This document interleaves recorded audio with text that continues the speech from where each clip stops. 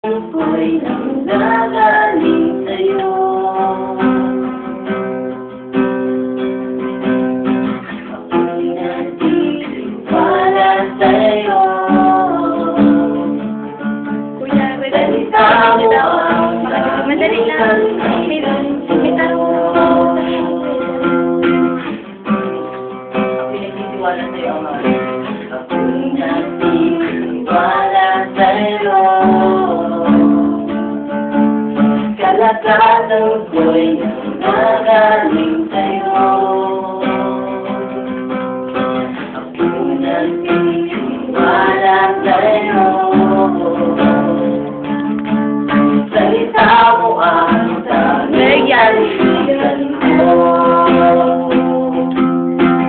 Kahit anumang panahon, mabigat man ang maging sitwasyon, ikaw lamang ang sandigan, Panginoon Jesus.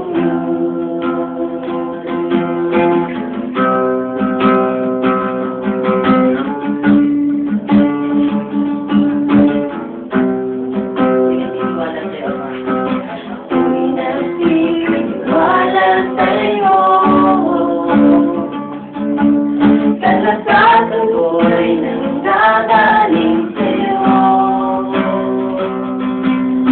Ako'y nagtitiwala sa'yo.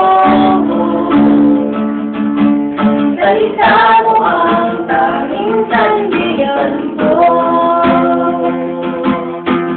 Kahit anumang panahon, mabigat man ang maging sitwasyon, ikaw lamang ang sandigan, Panginoon Jesus.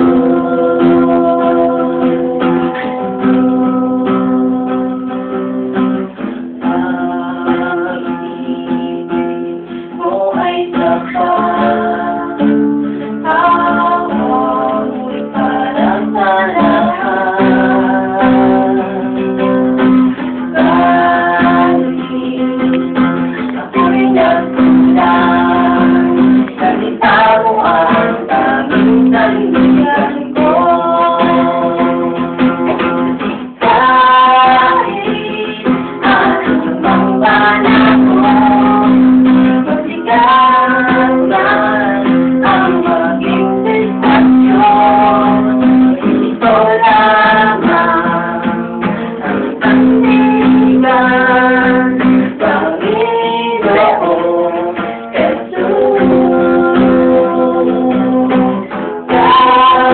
Jesus. Kahit anumang panahon, mabigat man ang maging sitwasyon, ikaw lamang ang sandigan, Panginoon Jesus.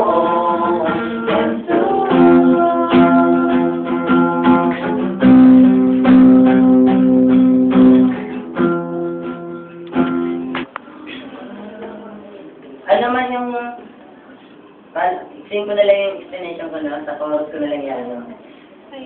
Kahit anong panahon, mabigat ang panahon, o anong klaseng sitwasyon na dumating sa ating buhay.